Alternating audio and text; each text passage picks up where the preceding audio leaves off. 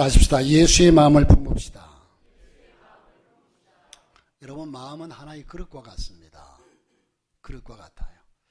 여러분이 꿀을 담으면 꿀그릇, 물을 담으면 물그릇, 그 안에 담긴 것의 가치에 따라서 그릇의 가치도 높아지는 거예요.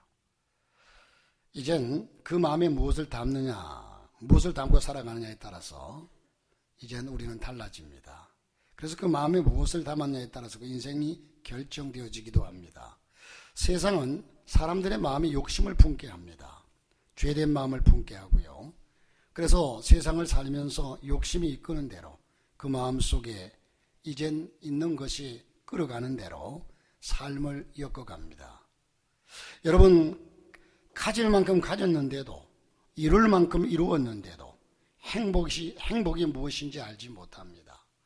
모르긴 해도요, 여러분, 우리나라에서 돈이 제일 많다고 할 수 있는 사람, 어느 기업의 회장님, 그리고 여러분이 물질과의 비교를 해보면 그분과 여러분과의 물질은 비교할 수조차가 없겠지만, 그러나 아마도 만족도는, 행복도는 그 사람이나 여러분이나 같을 겁니다. 기업을 걸어가는 사람은 얼마나 많은 스트레스와 얼마나 많은 또한 생각을 갖는지 몰라요. 그러므로 우리는 우리의 가진 것에 대해서 만족하면서 감사할 수 있기를 주의 이름으로 축복합니다. 욕심이라고 한 것은요, 욕심이란 단어 자체가 별로 그렇게 좋은 건 아니죠.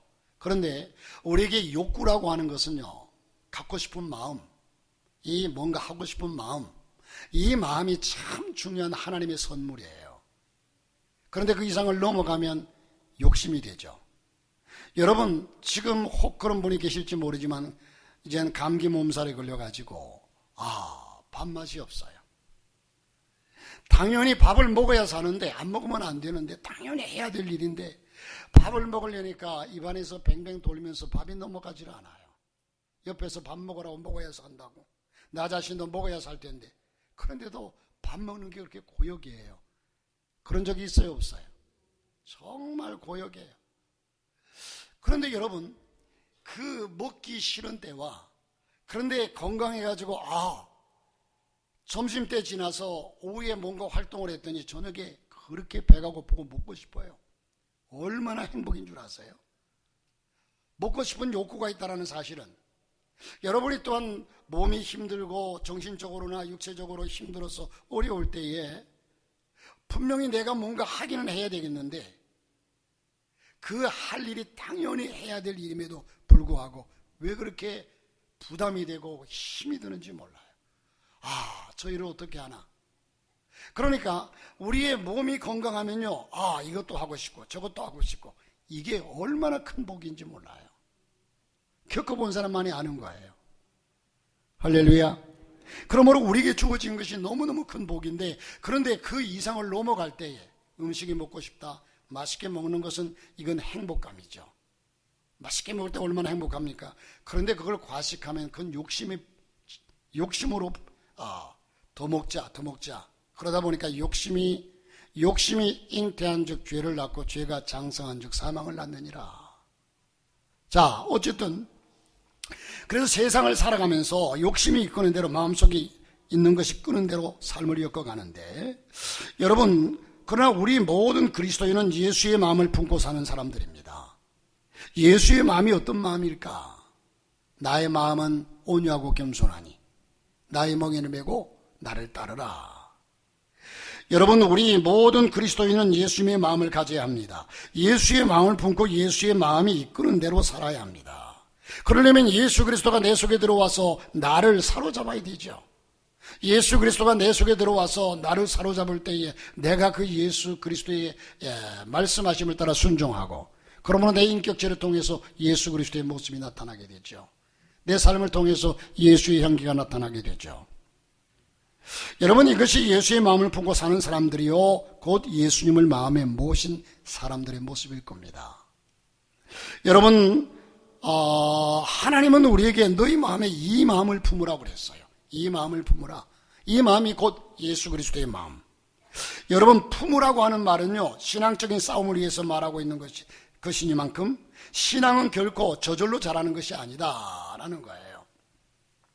강교한 마귀는 우리 그리스도인들이 예수의 마음을 품고 살도록 구경만 하지 않습니다. 이 마귀란 놈들은요, 우리의 마음속에 품은 예수 그리스도를 어떻게든 빼앗으려고, 마음을 식어지게 만들려고 이렇게 역사하고 있습니다. 그래서 잠언서 기자는 무릇 지킬 만한 것보다 더욱더 내 마음을 지키라. 생명의 근원이 이에서 남이니라. 그렇게 말씀을 합니다. 사탄은 가룟 유다의 마음도 빼앗아 버렸습니다. 그 마음을 점령해서 결국은 예수를 팔려는 생각을 넣어주었습니다. 여러분, 예수 그리스도가 내 속에 있음으로 말미암아 우리가 사탄이 우리 마음속에 틈타지 못하도록 잘 준비하고 살아야 합니다. 마귀는 틈을 타고 내가 손을 내밀 때에 마귀는 들어와요. 여러분, 예수님도 그렇고, 예수님도 요한계시록 보니까 볼지어다 내가 문 밖에서 문을 두드리노니 누구든지 내 음성을 듣고 문을 열면 나는 그에게로 들어가 그로 더불어 먹고 그는 나로 더불어 먹으리라. 예수님도 우리 마음을 열어줘야 들어오시죠. 사탄도 사실은 우리가 마음을 열어줘야 들어와요. 내가 욕심이란 마음을 열고, 죄라는 마음을 열고, 죄라는 손을 내밀고, 이러니까 마귀가 그것을 통해서 우리에게 들어온다는 거죠. 여기에 여러분, 가룟 유다도 어떻습니까? 그는 욕심이란 것을 마음에 채우고, 또 자기가 그 자리에서 이젠 예수님의 높은 자리를 차지하려는 뭔가 욕심을 부리다가 마귀가 그 속에 들어가니라고 그랬어요. 이 마귀는 환경이라는 탈을 쓰고, 감정이라는 탈을 쓰고, 욕심이라는 이름으로 사람들의 마음을 빼앗아 버립니다. 안타까운 것은 예수의 마음을 잃어버린 그리스도인들이 많이 있다는 사실이죠. 여러분, 예수의 마음을 포기해버린 듯 한 느낌을 갖게 합니다. 예수를 믿으면서 가슴이 식어 있다면 너무 많은 것을 잃은 상태라는 거죠. 여러분, 구원받은 하나님의 사람 안에는요, 예수님이 계십니다. 그래서 예수님의 사람들은 예수님의 마음을 품고 사는 사람들인 겁니다. 여러분, 예수님의 마음을 품으라는 것은 암탉이 병아리를 품듯이, 여러분 예전에 시골에서 보셨잖아요. 어른들은 보셨을 거예요. 요즘은 다 부화기에서 병아리를 이제 부화시켜 나오니까 그런 모습을 잘 볼 수 없지만, 예전에는 전부가 다 오미닭이 품어서 병아리를 만들어내요. 오미닭이 병아리를 만들어내요. 이 말을 들을 사람이 안 보인다? 네? 오미닭이 병아리를 만들어내요. 자, 뭔 말인지 모르는 분들은 그냥 그러려니 하세요. 어쨌든 여러분, 자, 이 암탉이 병아리를 품는다는 의미가 있는데, 이는 암탉이 날개 아래 병아리를 품는 것을 의미합니다. 얼마나 사랑스럽습니까? 여러분, 예전에 봄볕이 잘 드는 시골 마당에서 노란 병아리가 논일고 있습니다. 그런데 이 어머니, 그러니까 이 암탉의 품속에 들어가서 고개만 내밀고 있는 모습을 바라볼 때 참 이뻐요. 반응이 없어요. 저 혼자 봤나요? 그런데 이젠 따스한 봄볕에 병아리들이 이젠 어미가 구구구구구구 여기 먹이 있다. 와서 먹어라.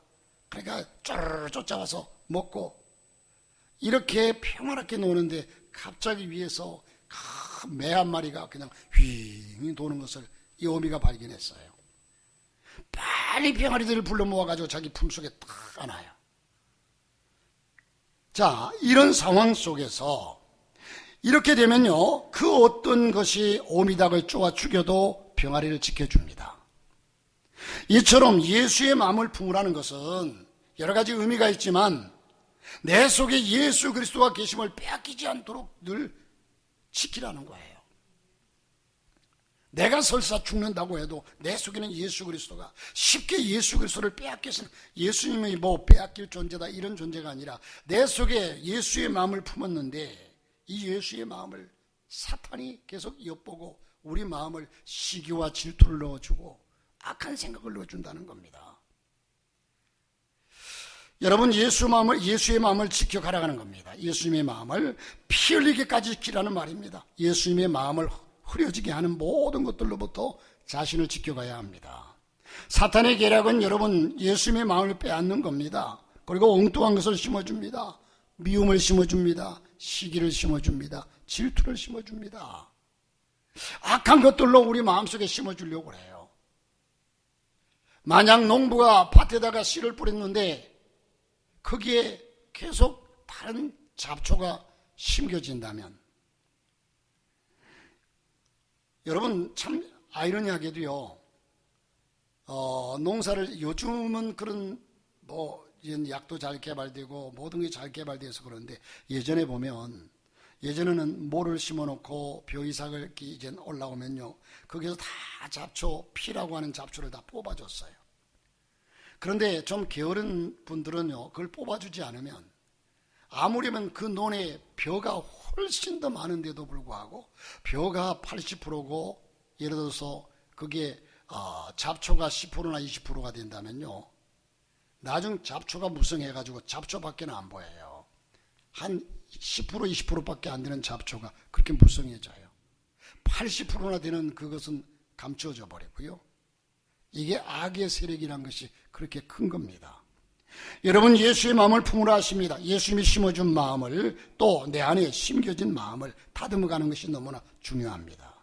여러분, 용서라고 하는 알을 품고, 사랑이라고 하는 알을 품고, 하나님의 뜻이라고 하는 알을 품고, 하나님의 소원을 가슴에 품고, 이것이 부화되도록 가슴에 품는 겁니다. 여러분, 오미닭이 알을 품고서 21일 동안 품고 있으면요, 그게 생명력이 발화됩니다. 예수 그리스도를 내 마음속에 품고 예수 그리스도로 말미암아 살아가면 내 삶이 변화되고 새로운 역사가 나타납니다. 기억하십시오. 사명도 저절로 지켜지는 것이 아닙니다. 예수님이 심어준 마음을 품고 대가를 지불해야 한다는 겁니다. 품다 보면 여러분 털이 빠지고 닭이 이젠 그렇게 21일 동안 먹을 것도 제대로 못 먹고 암탉이 품고 있다가 나중 나와서 보면요, 가슴에 털이 다 빠지고요, 아주 바짝 말라 있어요. 상처가 나고 결코 쉽지 않은 일이지요. 참 가슴이 시릴 것만 같습니다. 그렇습니다. 품는다는 것은 다 내어주는 것을 말합니다. 다 내어주는 것을. 어머니가 아이에게 품을 다 내어주는 것처럼 그리스도인들은 예수의 마음을 품고 예수의 마음으로 살아가는 사람들입니다. 사랑하는 성도 여러분, 예수의 마음을 품은 사람들은 은혜로 사는 사람들입니다. 복음의 핵심은 은혜입니다. 은혜의 중심에는 용서가 있습니다. 많은 사람들이 은혜로 살지 못하는 이유는 용서를 그렇게 얘기를 많이 하지만 용서를 하지 못하고 살아가고 있습니다. 용서하지 못하기 때문에 용서가 인색하다 보니까 자신의 용서에도 자유를 얻지 못한다는 겁니다. 여러분, 용서하며 사시기를 주 이름으로 축복합니다. 용서의 본질은 다시 기회를 주는 겁니다. 상대방이 내게 잘못했을 때에 그래, 용서해 줄게, 다시 기회를 주는 거예요. 한번 용서해 주지 않으면 더 기회를 주지 않는 거죠. 용서의 본질은 기회입니다. 용서하지 않는다는 것은 기회를 주지 않는다는 겁니다. 하나님은 수없이 기회를 주시는 분이십니다. 십자가에서 한번 용서하시고 끝나는 것이 아니라 나를 향해서 우리가 주 앞에 잘못했다고 회개하기만 하면 평생 나의 모든 것을 용서해 주시고 영원토록 용서해 주시는 분이십니다. 인간관계 속에서 다른 사람의 실수에 매이기보다는 저 사람이 나에게 참으로 좋은 사람이 되도록 기회를 주는 겁니다. 한번 잘못했다고 해서 당신은 내게 있어서 너무나 나쁜 사람, 악한 사람, 잘못된 사람, 나와는 관계를 가질 수 없는 사람으로 정죄하는 것이 아니라 다시 기회를 주어서 용서하고 기회를 주어서 다시 나와의 좋은 관계를 맺을 수 있는 기회를 주는 겁니다. 수많은 실수보다 더 많은 기회가 대단한 사람을 만드는 겁니다. 자, 어떤 총각 전도사님이요, 주일학교를 섬기는 중에 장년부 설교를 할 기회가 생겼습니다. 목사님이 부흥회를 가셨는지 혼신 예배를 가셨는지 가시고 수요 예배를 인도하게 되었어요. 고민을 합니다. 어른들 앞에 한 번도 설교를 해본 적이 없는데 가슴이 떨리고 두근거리고 뭐라고 설교를 할까? 그래서 생각해낸 것이, 그래, 유명한 교회, 아주 큰 교회, 우리 교회 앞에 있는 유명한 교회가 아니고요, 큰 교회, 이름 있는 교회 가서 그 목사님이 설교를 한번 듣고 그 설교를 받아서 메모해서 와서 설교를 하자, 이런 생각을 했어요. 그리고 이제 그 교회를 찾아갔더니, 큰 교회를 찾아갔더니 목사님이 설교를 시작하는데 이런 메시지를 던집니다. 사랑하는 성도 여러분, 저는 지금까지 남의 여인의 품에 안겨본 중에 잊지 못하는 여인이 있었습니다. 이 여인의 품에 안겼을 때 제일 포근했습니다. 이 말을 하자마자 성도들이 웅성거리죠. 목사님이 남의 여인의 품에 안겨봤다? 웅성거리기 시작합니다. 아니, 목사님이 타락했구나. 어찌 그럴 수가 있어? 여기서 저기서 웅성거리고 소란해집니다. 이때 이 목사님이 하시는 말씀이, 여러분, 그 여인은 제 어머니였습니다. 그래요. 그러자 사람들이 웅성거리다 말고 감탄하기 시작합니다. 이 말을 메모한 전도사는요, 아, 설교를 이렇게 하는 거구나 하고 교회 와서 많은 준비를 해서 수요일에 대해서 설교를 시작합니다.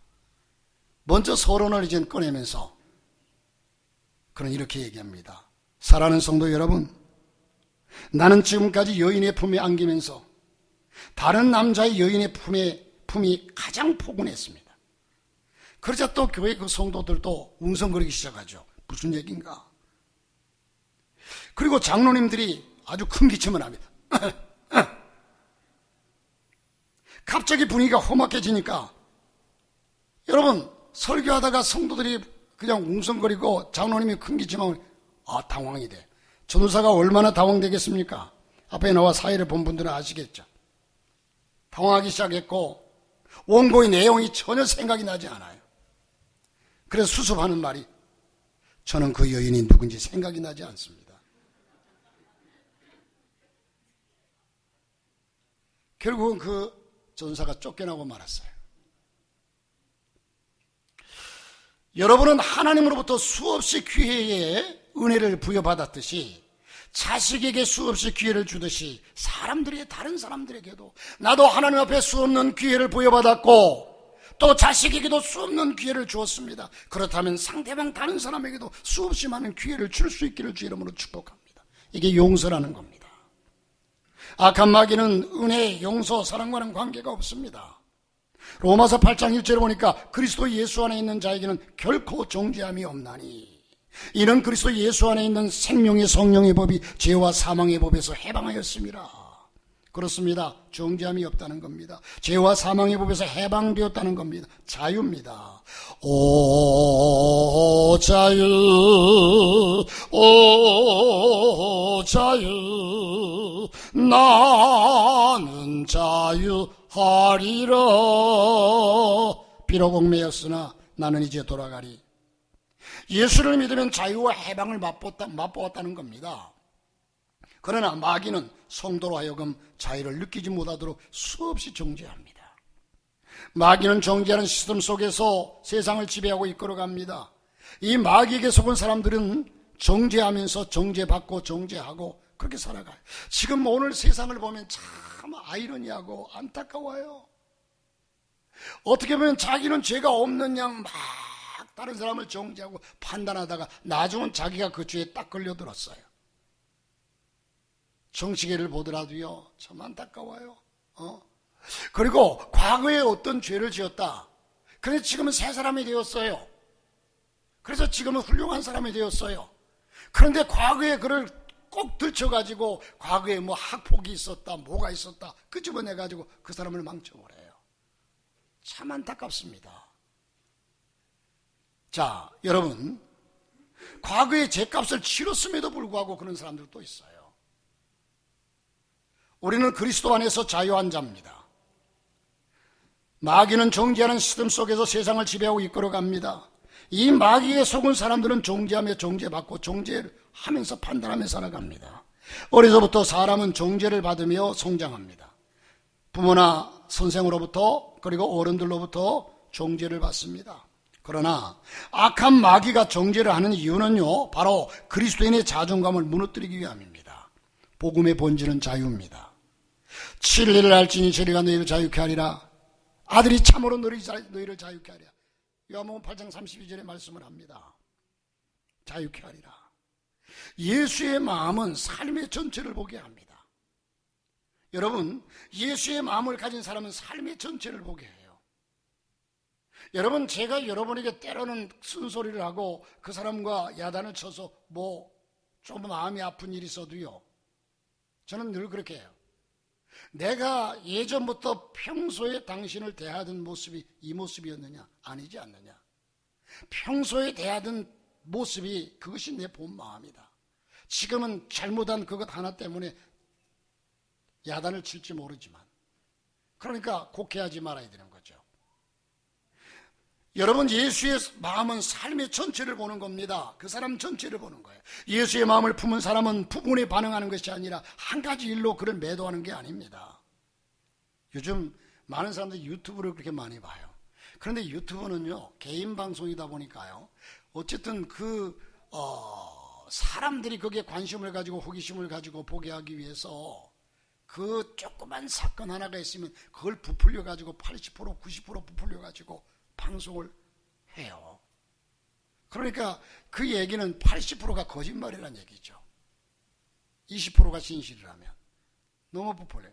그런데 사람들이 그걸 한번 보고 나면요, 그것이 진실이냐 아주 믿어버려요.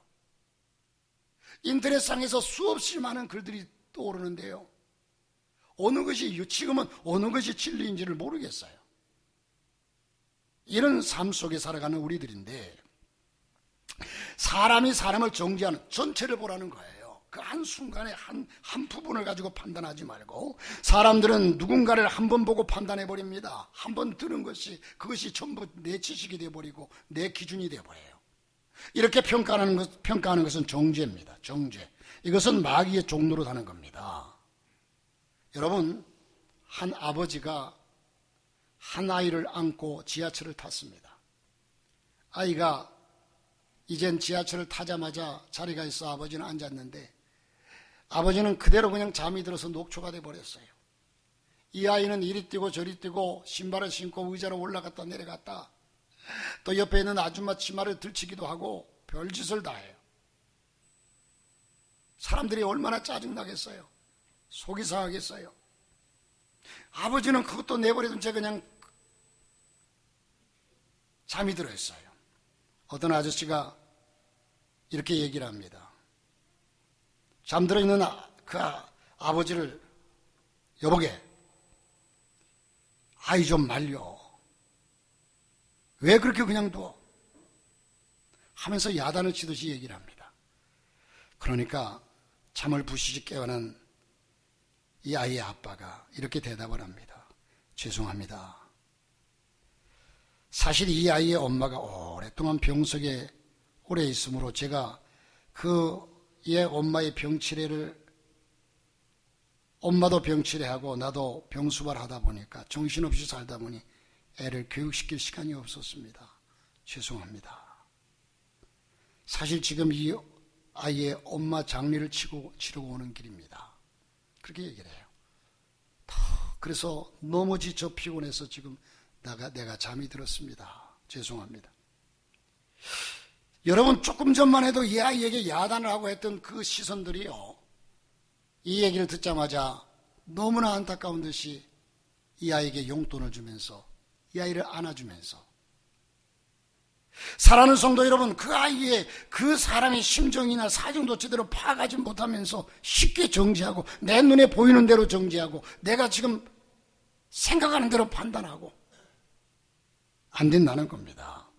오늘날 사회가 너무나 그런 사회가 되고 말았다는 겁니다. 여러분, 사람들은 부분적으로만 생각하고 판단을 쉽게 합니다. 전체를 보아야 합니다. 예수를 믿으면서도 천박하게 믿는 경우가 많습니다. 뭡니까? 그것은 보이는 대로 말하고 판단하고 정죄해버리는 겁니다.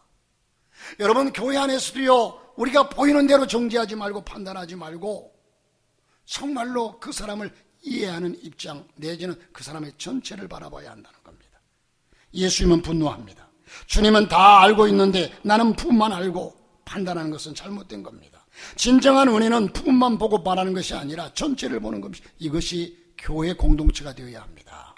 마귀가 주는 마음 중에는 또 하나의 비판이 있습니다. 어떤 사람은 대체로 옳아도 그 중에 한 가지만 문제가 있어도 비판합니다. 비판의식은 마귀가 주는 마음입니다. 여러분, 사람은 하나님께서 우리에게 정죄하지 말라고 그랬어요. 예수님께서도 정죄하지 말라고 그랬고요. 우리는 정죄할 대상이 아닙니다. 왜냐하면 나도 똑같은 인간이기 때문에 하나님이 보시기에는 옳고 그름이 사실 도토리 키재기일 거예요.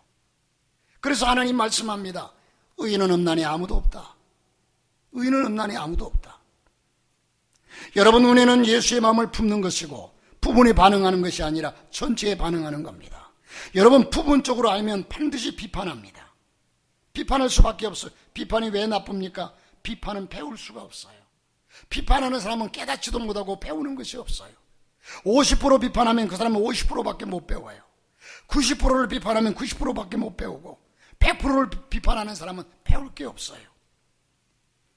어떤 사람은 예배드리러 와서도 앉아가지고 주위 사람들을 비판합니다. 목회자 설교를 비판합니다. 여러분, 그에게 은혜가 임하겠습니까? 감동이 있겠습니까? 느낌이 있겠습니까? 그러므로 우리는 비판할 대상이 아니다. 비판할 수 있는 자격이 없다라는 거죠. 여러분, 젊은이들이 비판하는 것도 대체로 자기들 부족은 생각 안 하고 불평을 하고 비판을 합니다. 전체에 반응하는 그리스도의 마음을 품으면 배우게 됩니다. 예수의 마음을 품고 살면 손해보는 것이 아닙니다. 예를 들어서 상대방의 얼굴에 검정이 묻었어요. 그러면 그것을 좋게, 지금 검정이 묻었으니 가서 씻는 것이 좋겠어. 이건 비판이 아니죠. 정죄도 아니죠. 아니, 쟤는 뭐 하다가 저렇게 시커먼 검정이 묻었지래. 아유. 그러면 배우는 사람은요, 비판하지 않는 사람은 그 사람이 그러기 이전에 내가 내 얼굴을 거울에 가서 비춰봐요. 내 얼굴에는 없나?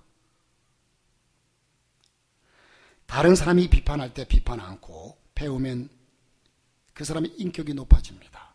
인심을 얻습니다. 사람들이 좋아합니다.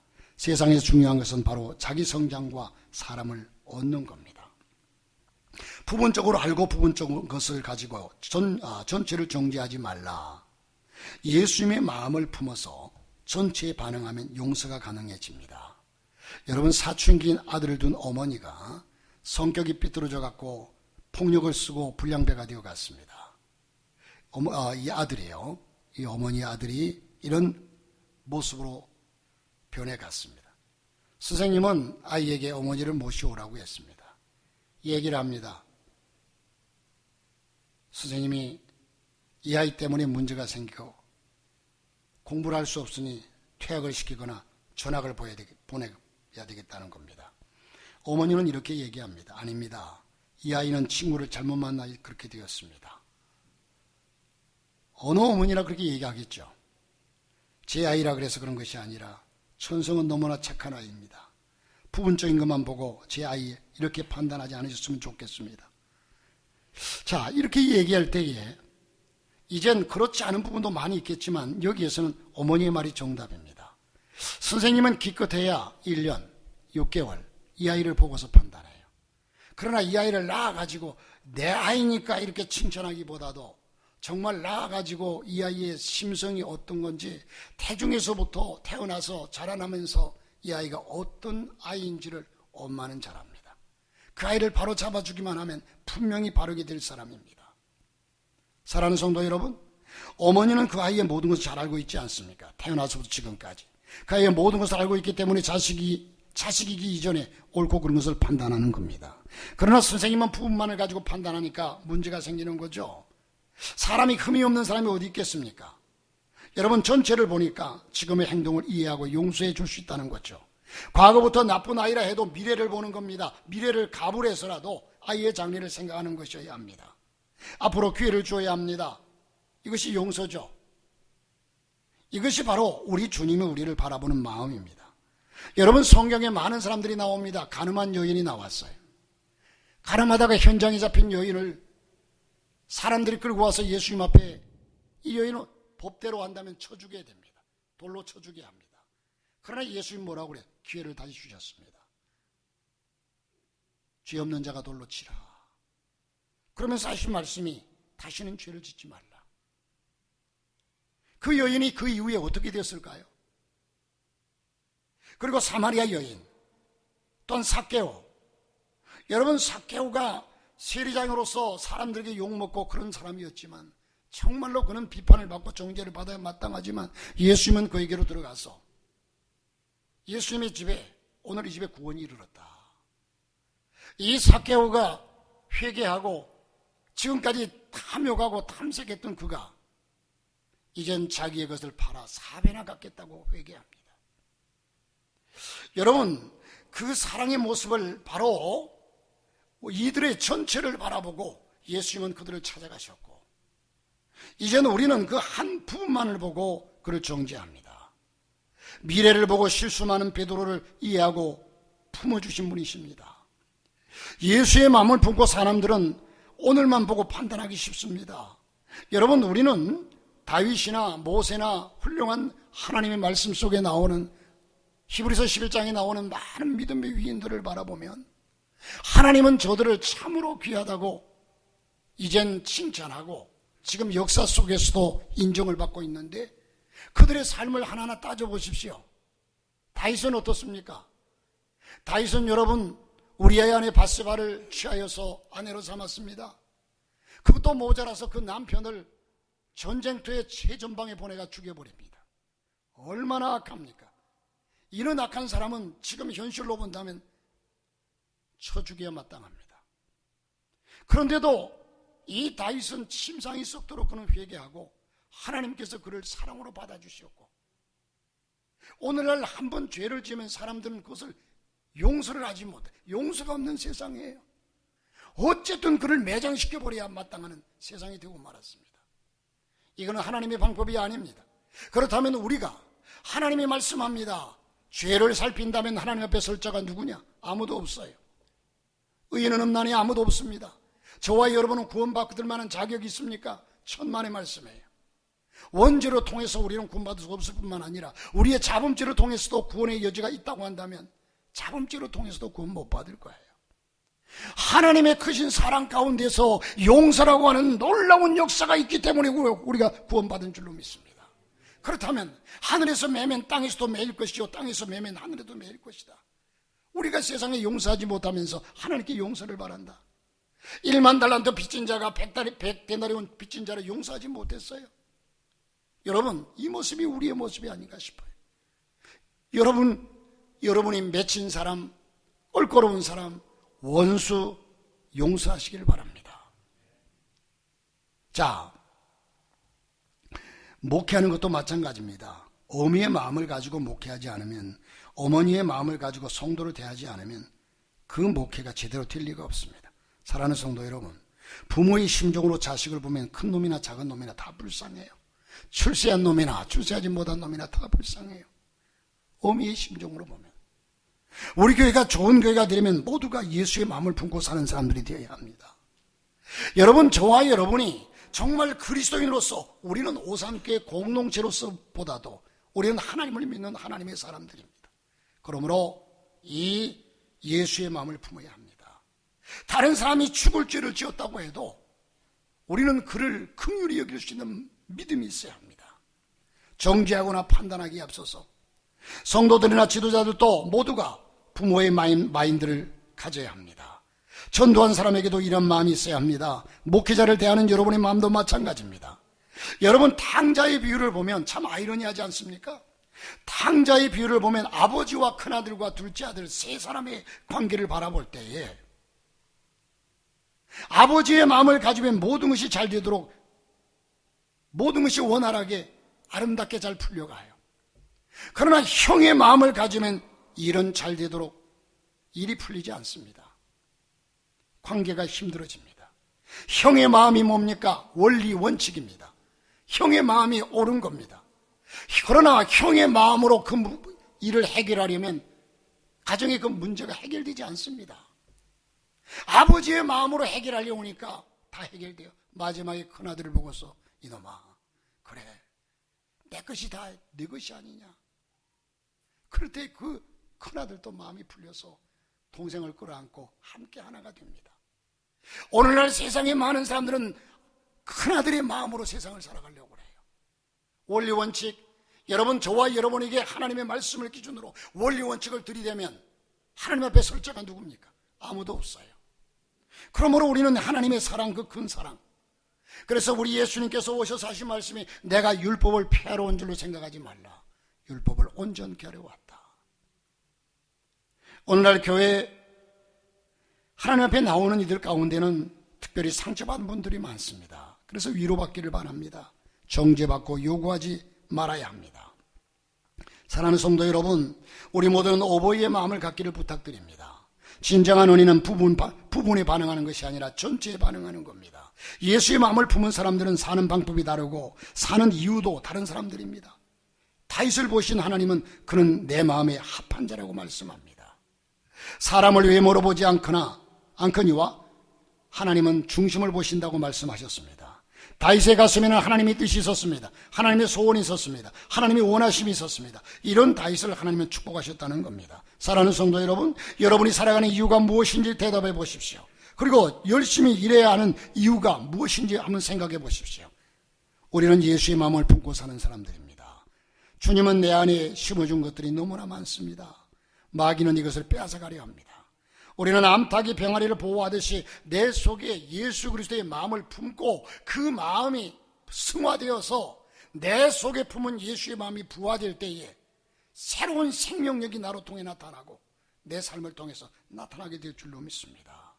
그러므로 저와 여러분이 진정한, 이것이 하루아침에 되지 않지만 예수의 마음, 주님의 마음을 본받는 자, 신자 되기 원합니다. 진심으로